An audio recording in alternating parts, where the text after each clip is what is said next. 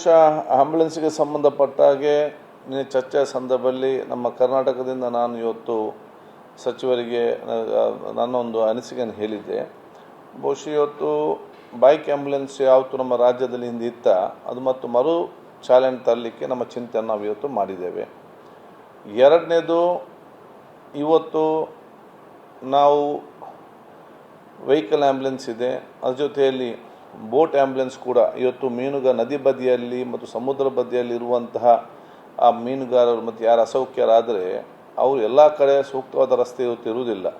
ಕೆಲವೊಮ್ಮೆ ದ್ವೀಪದಲ್ಲಿ, ಕೆಲವೊಂದು ಪ್ರದೇಶದಲ್ಲಿ ಈ ಮಧ್ಯದೆಲ್ಲ ಕೂಡ ಜೀವಿಸುವವರು ಕೂಡ ಇದ್ದಾರೆ. ಅದಕ್ಕಾಗಿ ಆ ಒಂದು ಬೋಟ್ ಆಂಬ್ಯುಲೆನ್ಸ್ ಕೂಡ ಇವತ್ತು ನಾವು ಚಾಲನೆ ತರಲಿಕ್ಕೆ ನಾವೀಗಾಗಲೇ ಅದ್ರ ಬಗ್ಗೆ ಚರ್ಚೆ ಮಾಡಿದ್ದೇವೆ. ಅದರ ಬಗ್ಗೆ ನಿನ್ನೆ ಕೂಡ ಇವತ್ತು ಡೆಲ್ಲಿಯಲ್ಲಿ ಕೂಡ ಅದ್ರ ಬಗ್ಗೆ ಚರ್ಚೆ ಆಯಿತು. ಇದರ ಜೊತೆಯಲ್ಲಿ ಅಗತ್ಯವಾಗಿರುವಂಥ ಇವತ್ತು ಮೆಟ್ರೋದಲ್ಲಿ ಒಂದು ನಮಗೆ ಆ್ಯಂಬುಲೆನ್ಸ್ಗೆ ಸಂಬಂಧಪಟ್ಟ ಒಂದು ವ್ಯವಸ್ಥೆ, ಆ್ಯಂಬುಲೆನ್ಸ್ ಅಂತಲ್ಲ, ಮೆಟ್ರೋದಲ್ಲಿ ಪೇಷಂಟ್ಗಳನ್ನು ಅನಾರೋಗ್ಯ ಪೀಡಿತರು ಯಾರಾಗಿದ್ದರೆ ಅವ್ರನ್ನ ಜೀವ ಉಳಿಸುವಂತಹ ವ್ಯವಸ್ಥೆ ಕನಿಷ್ಠ ಮಟ್ಟ ಆದರೂ ಕೂಡ ಪ್ರತಿಯೊಂದು ಮೆಟ್ರೋ ಟ್ರೈನ್ನ ಒಂದು ಕಂಪಾರ್ಟ್ಮೆಂಟ್ ಒಂದು ಭಾಗದಲ್ಲಿ ನಾವು ನಿರ್ಮಾಣ ಮಾಡಬೇಕು. ಅದು ನಾವು ನಮ್ಮ ಬೆಂಗಳೂರಿನಲ್ಲಿ ಕೂಡ ನಾನು ನಿನ್ನೆ ಸಚಿವರು ಕೂಡ ಹೇಳಿದ್ದೇನೆ. ನಾಳೆ ನಾವು ಮೆಟ್ರೋದ ಅಧಿಕಾರಿ ಜೊತೆ ನಾವು ಅದನ್ನು ಬೆಂಗಳೂರಲ್ಲಿ ಕೂಡ ಚರ್ಚೆ ಮಾಡ್ತೇವೆ. ಯಾಕೆ ಇವತ್ತು ಲಕ್ಷಾಂತರ ಜನ ಇವತ್ತು ಮೆಟ್ರೋದಲ್ಲಿ ಸಂಚರಿಸ್ತಿದ್ದಾರೆ. ಇವತ್ತು ಒಂದೊಂದು ಸ್ಟೇಷನ್ 3 ಫ್ಲೋರ್ 2 ಫ್ಲೋರ್ ಕೂಡ ಇವತ್ತು ಇರ್ತದೆ. ಇಲ್ಲಿ ಏನಾದರೂ ಸ್ವಲ್ಪ ಹೆಚ್ಚು ಕಮ್ಮಿ ಆದರೂ ಕೂಡ ಈಗಿನ ವ್ಯವಸ್ಥೆಯಲ್ಲಿ ಸಮರ್ಪಕವಾಗಿ ಅವರು ಮುಟ್ಟಿಸುವಂಥ ವ್ಯವಸ್ಥೆಯಲ್ಲಿ ಕೂಡ ಇವತ್ತು ಇಲ್ಲ.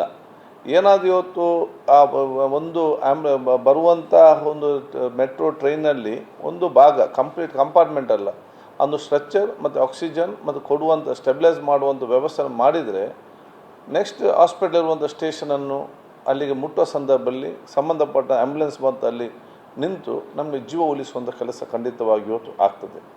ಅದನ್ನು ಬಹುಶಃ ನಮ್ಮ ಮೆಟ್ರೋ ಅಧಿಕಾರಿಗಳ ಜೊತೆ ಕೂಡ ನಾನು ಮುಂದಿನ ದಿನಗಳಲ್ಲಿ ಅದನ್ನು ನಾವು ಚರ್ಚೆ ಇವತ್ತು ಮಾಡ್ತಾ ಇವತ್ತು ಇದ್ದೇವೆ. ಅದೇ ರೀತಿ ಬಹುಶಃ ಇವತ್ತು ಮುಖ್ಯವಾಗಿ ಪ್ಯಾಲಿಯೇಟಿವ್ ಕೇರ್ಗೆ ಸಂಬಂಧಪಟ್ಟಾಗೆ ಆ ಒಂದು ನಾವು ಸರ್ಕಾರ ಅದಕ್ಕೆ ರಾಷ್ಟ್ರಮಟ್ಟದ ಯೋಜನೆ ರೂಪಿಸಬೇಕು ಮತ್ತು ಪ್ರೋತ್ಸಾಹ ಕೊಡಬೇಕು ಅಂತ ಕೇಳಿದ್ದೇವೆ. ಯಾಕಂತ ಹೇಳಿದರೆ ನಾವು ಡಿಗ್ನಿಟಿ ಆಫ್ ಲೈಫ್ ಬಗ್ಗೆ ನಾವು ಚರ್ಚೆ ಮಾಡ್ತಿದ್ದೇವೆ. ಯಾರ ಮೇಲೆ ರೋಗ ಬರ್ತದ ಅದನ್ನು ಗುಣಪಡಿಸಲಿಕ್ಕೆ ಏನೆಲ್ಲ ವ್ಯವಸ್ಥೆ ಬೇಕು ನಾವೆಲ್ಲ ಕೂಡ ಚರ್ಚೆ ಆಗ್ತದೆ. ನಾವು ಇಷ್ಟೆಲ್ಲ ಸಾವಿರ ಲಕ್ಷಾಂತರ ಕೋಟಿ ನಾವು ಖರ್ಚು ಮಾಡ್ತೇವೆ. ಅದರ ಡಿಗ್ನಿಟಿ ಆಫ್ ಡೆತ್ ಕೂಡ ಬೇಕು. ಕೆಲವೊಂದು ರೋಗಗಳು ನಾವು ಬದುಕುವುದಿಲ್ಲ ಅಂತ ಗೊತ್ತಿದೆ, ಅದು ಸಣ್ಣ ಮಗುವಿನಿಂದ ವಯಸ್ಸಾದವ್ರ ತನಕ ಇದ್ದಾರೆ, ಅವ್ರು ಮಗು ಬದಲಿಗೆ ಸಾಧ್ಯವಿಲ್ಲ ಅಂತ ನಮ್ಗೆ ಗೊತ್ತಿದೆ. ಆ ಒಂದು ಕಾಲಘಟ್ಟದಲ್ಲಿ ಅವ್ರಿಗೊಂದು ಪೇನ್ಲೆಸ್ ಆಗಿ ಸಂತೋಷದ ಒಂದು ನೆಮ್ಮದಿಯ ಆ ಕಡೆಯ ದಿನವನ್ನು ಬಹುಶಃ ಕಳೆಯುವಂತಹ ಪ್ಯಾಲಿಯೇಟಿವ್ ಕೇರ್ ಸೆಂಟರ್ಸ್ ಏನಿದೆ ಅದು ಸರ್ಕಾರದ ಮುಖಾಂತರ ಎಲ್ಲ ಜಿಲ್ಲಾ ಮತ್ತು ತಾಲೂಕಲ್ಲಿ ಪ್ರಾರಂಭ ಮಾಡಬೇಕು. ಅಥವಾ ಯಾರು ಅದನ್ನು ಪ್ರಾರಂಭ ಮಾಡ್ತಾರೆ ಪ್ಯಾಲಿಯೇಟಿವ್ ಕೇರ್ ಸೆಂಟರ್ ಅವರಿಗೆ ಬಹುತೇಕ ಪ್ರೋತ್ಸಾಹ ಕೊಡೋದ ಕೆಲಸವನ್ನು ಇವತ್ತು ನಾವು ಕೇಂದ್ರದ ಮುಖಾಂತರ ಮಾಡಬೇಕಂತ ಕೂಡ ಇವತ್ತು ಕೇಳಿಕೊಂಡಿದ್ದೇವೆ.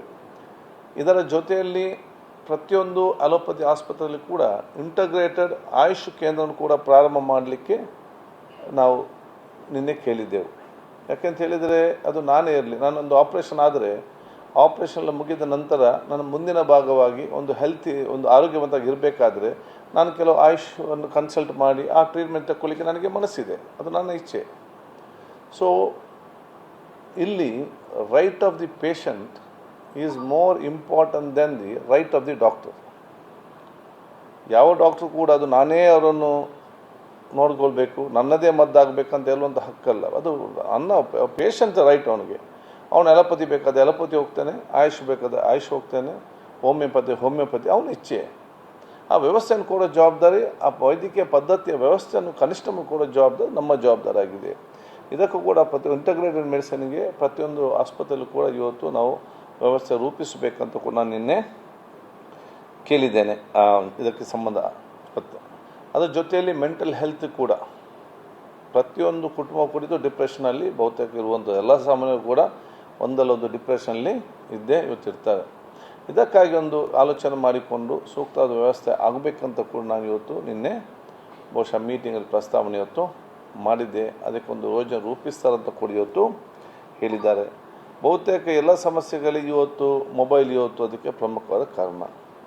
ಇವತ್ತು 18 ವರ್ಷದ ಒಳಗೆ ಒಳಪಟ್ಟಂತೆ ಅದನ್ನು ಕಡಿವಾಣಗೊಳಿಸಲು ಮತ್ತು ಅದಕ್ಕೆ ಒಂದು ರೂಲ್ಸ್ ನಿಯಮ ಮಾಡಲು ಕೆಲವೊಂದು ರಾಷ್ಟ್ರಗಳು ಇವತ್ತು ತೀರ್ಮಾನ ಮಾಡಿದೆ. ಆಸ್ಟ್ರೇಲಿಯಾದಂಥ ದೇಶದಲ್ಲಿ ಕೂಡ ಇದೆ ಅಂತ ನಾವು ಅದನ್ನು ತಿಳ್ಕೊಂಡಿದ್ದೆವು. ಕರ್ನಾಟಕದಲ್ಲಿ ಕೂಡ ಹಿಂದೆ ಅದನ್ನು ಆ ರೀತಿಯ ಯೋಜನೆ ಮಾಡ್ತೇವೆ ಅಂತ ಹೇಳಿ ಕೂಡ ಇವತ್ತು ಚರ್ಚಿಸಲಾಗಿದೆ. ಅದು ಇದೆಲ್ಲವೂ ಕೂಡ ಒಂದು ರಾಜ್ಯಕ್ಕೆ ಸೀಮಿತವಾಗಿ ಅಲ್ಲ, ಇಡೀ ದೇಶದಲ್ಲಿ ಇವತ್ತು ಆಗಬೇಕು. ಅದಕ್ಕೆ ರಾಷ್ಟ್ರೀಯ 18 ವರ್ಷದ ಮಕ್ಕಳು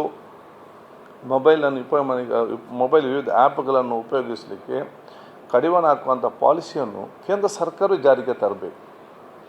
ಅದು ಬರೀ ಇವತ್ತು ಕರ್ನಾಟಕ ಪಾಲಿಸಿ ಮಾಡಿದೆ, ಅವನು ಪಕ್ಕ ಕೇರಳಕ್ಕೆ ಹೋಗ್ತಾನೆ, ಇಲ್ಲಿ ಗೋ ಬಾರ್ಡರ್ ಬೆಲ್ಗಾಮ್ ಇದ್ದ ಅಲ್ಲೇ ಹೋಗ್ತಾರೆ, ನಮ್ಮ ಆಂಧ್ರ ಬಾರ್ಡರ್ ಇಲ್ಲೇ ಹೋಗ್ತಾರೆ. ಸೊ ಅಲ್ಲಿ ಅವ್ರಿಗೆ ಆ್ಯಕ್ಸೆಸ್ ಸಿಗ್ತದೆ, ಇಲ್ಲಿ ಆ್ಯಕ್ಸೆಸ್ ಸಿಕ್ಕೋದಿಲ್ಲ ಇದರಲ್ಲಿ. ಅದಕ್ಕೆ ಈ ಎಲ್ಲ ವಿಚಾರಗಳು ದೇಶ ನೋಡಿಕೊಂಡು ಕೇಂದ್ರ ಸರ್ಕಾರ ಒಂದು ನ್ಯಾಷನಲ್ ಪಾಲಿಸಿ ಇದರಲ್ಲಿ ತರಬೇಕಂತ ಕೂಡ ಇದನ್ನು ನಿನ್ನೆ ನಮ್ಮ ಮೀಟಿಂಗ್ನಲ್ಲಿ ಇವತ್ತು ನಾವು ಕೇಳಿಕೊಂಡಿದ್ದೆವು. ಅದರ ಜೊತೆಯಲ್ಲಿ ನಾವು ಬಹುಶಃ ಇವತ್ತು ನಿನ್ನೆ ಎರಡು ಯೋಜನೆ ಇವತ್ತು ಹಮ್ಮಿಕೊಂಡಿದೆ. ಆಯುಷ್ಮಾನ್ ಮಂದಿರದಲ್ಲಿ ಸುಮ್ಮನ ಯೋಜನೆ ಮತ್ತು ಇನ್ನೊಂದು ಯೋಜನೆ. ತಳಮಟ್ಟದಲ್ಲಿ ಎಲ್ಲ ಯೋಜನೆಗಳನ್ನು ಜನರಿಗೆ ಮುಟ್ಟಿಸುವಂಥ ಹೆಲ್ತ್ ಫೆಸಿಲಿಟೀಸ್ ಯಾರು? ಅದು ಆಶಾ ಕಾರ್ಯಕರ್ತರು.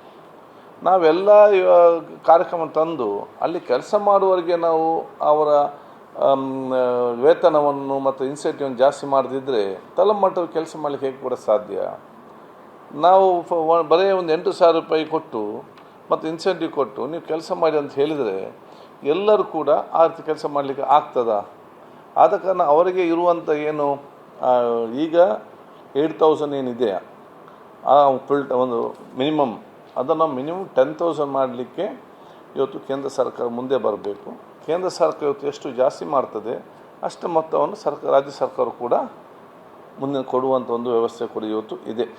ಅದನ್ನು ಸಕಾರಾತ್ಮಕವಾಗಿ ಪರಿಗಣಿಸಿ ಅಂತ ಕೂಡ ಇವತ್ತು ಸಚಿವರು ಕೂಡ ಹೇಳಿದ್ದಾರೆ.